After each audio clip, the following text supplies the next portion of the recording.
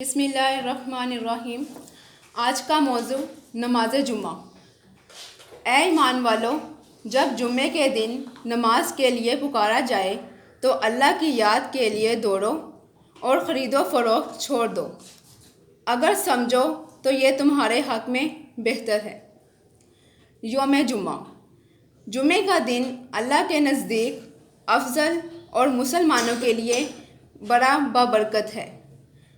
اس روز مسلمانوں کا عظیم الشان اجتماع ہوتا ہے اور وہ علاقے کی جامع مسجد میں باجماعت نماز جمعہ ادا کرتے ہیں۔ جمعے کے دن میں ایسی خصوصیات ہیں جو کسی اور دن میں نہیں۔ اس دن اللہ تعالیٰ نے حضرت آدم علیہ السلام کو پیدا کیا اور اپنا نائب مقرر فرمایا۔ اسی دن حضرت آدم علیہ السلام کی وفات ہوئی۔ اسی دن قیامت آئے گی۔ اسی دن میں ایسی بابرکت اور مقبول گھڑی ہوتی ہے جس میں انسان کی جائز دعا قبول ہوتی ہے۔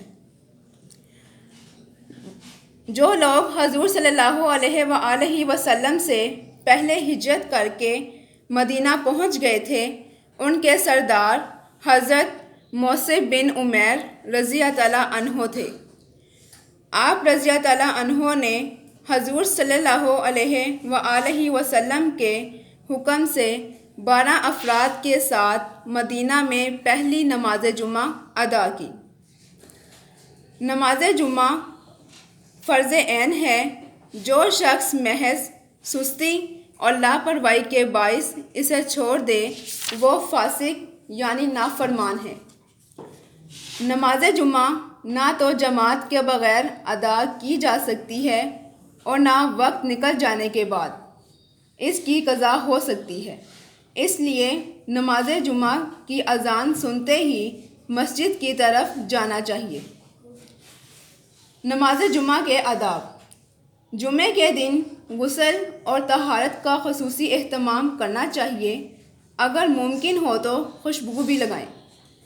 رسول کریم صلی اللہ علیہ وآلہ وسلم نے فرمایا، جمعے کے دن غسل کرنا ہر بالغ مسلمان پر واجب ہے، اور یہ بھی ضروری ہے کہ مسواک کریں اور اگر میسر ہو تو خوشبو بھی لگائیں۔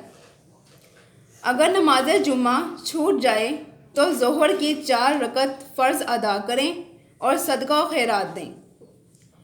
بستی کے تمام لوگ ایک ہی جامع مسجد میں جمع ہو کر نماز جمعہ ادا کریں تو زیادہ بہتر ہے۔